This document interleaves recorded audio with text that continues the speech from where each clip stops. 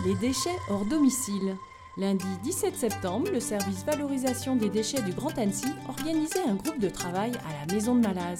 Les acteurs locaux étaient invités à réfléchir et travailler sur les déchets produits sur les manifestations publiques et les déchets de l'espace public en général. Grand Annecy, depuis déjà pas mal d'années, a formalisé sa volonté de réduire la production de déchets à travers un plan local de prévention des déchets. Et par définition, c'est un plan d'action qui se veut en co-élaboration avec justement les acteurs qui font le territoire.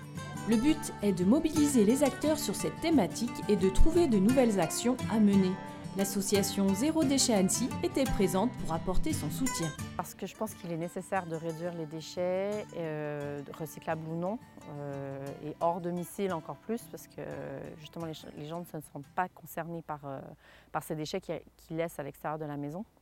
Donc je pense qu'il est important de trouver des plans d'action. L'association Bazar sans frontières est également confrontée quotidiennement au tri et à la gestion des déchets. Moi, ce qui m'énerve, c'est surtout la surconsommation. J'ai l'impression qu'on achète beaucoup de choses neuves qu'on n'utilise pas. Et on le voit à Bazar, on nous donne énormément de choses qui sont encore emballées, à peine utilisées. Donc on pourrait soit ne pas les acheter, soit au moins acheter d'occasion si vraiment on en a besoin. Tous les participants sont d'accord pour réduire leurs déchets, alors ils ont échangé sur leurs idées. Déjà, on a mis en place des éco-cups parce qu'on utilisait énormément de gobelets à chaque AG, à chaque événement et ça m'énervait de voir tous ces gobelets qu'on jetait à la poubelle. Donc on a fabriqué des verres Bazar et c'est sympa, ça fait de la pub aussi pour notre association. Sandrine, elle, apporte une réelle solution à grande échelle, le retour à la consigne pour les bouteilles en verre. Là, je suis vraiment au stade de l'étude où on se dit qu'il y a un gisement sur les deux départements Savoie, Haute-Savoie, voire plus. Le gisement existe, il y a des producteurs qui sont intéressés. Non, moi j'ai vraiment besoin du soutien en fait, réel et concret de ces producteurs-là pour qu'ils s'engagent dans cette démarche-là, que ce soit les brasseurs, que ce soit les producteurs de jus ou de vin. Et puis besoin de financement qui arrivera peut-être, je dirais, à un niveau national peut-être, ou de la part des collectivités pour avoir un soutien pour pouvoir démarrer vraiment une étude logistique et technique sur cet aspect consigne pour à terme en 2019 démarrer réellement l'activité. Sandrine a déjà tout chiffré pour le démarrage de son activité. Nous espérons que les collectivités vont l'aider financièrement à monter son activité qui réduira fortement la collecte, le transport et le recyclage des déchets verts. Mais connaissez-vous le parcours d'une bouteille en verre recyclé ? C'est-à-dire qu'on dépense 4 à 5 fois plus d'énergie en prenant une bouteille, en la mettant à la benne à verre, en refondant le verre pour refabriquer une bouteille, qui en général n'est pas fabriquée dans la région non plus, donc le temps qu'elle refasse tout le circuit, donc c'est chauffé à 1500 degrés pendant 24 heures, enfin voilà, c'est dément quand même, une bouteille qu'on utilise une fois. Bon, on ne fait pas ça avec nos assiettes ou nos verres dans lesquels on boit à la maison, on ne les recasse pas pour les refabriquer le lendemain.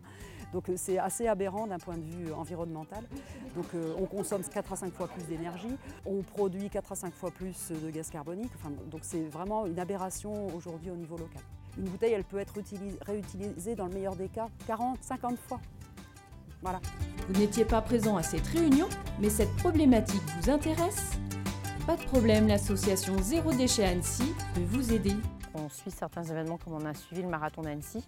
On a prêté main forte au niveau bénévole sur les déchets pour pouvoir trouver des idées, des solutions pour réduire les déchets générés par cet événement qui est énorme. C'est 30 000 personnes entre participants et public. Et cette année, le marathon a bien joué le jeu et du coup, c'était intéressant. Donc c'est vrai qu'on est ouvert à accompagner des événements, par exemple l'école de Poisy pour la fête de l'école. Du coup, on est venu à 3 bénévoles. On croit vraiment à ces démarches et donc on essaye d'aider ces genres d'initiatives. Et le Grand Annecy, bien sûr, va travailler sur ces solutions. Il y a des actions qu'on va porter, d'autres qu'on va plutôt faciliter, pareil en travail partenarial, donc d'autres qu'on va pas pouvoir lancer ou pas tout de suite. Donc c'est après l'arbitrage, on va dire, politique qui va suivre. Allez au boulot pour la réduction de nos déchets.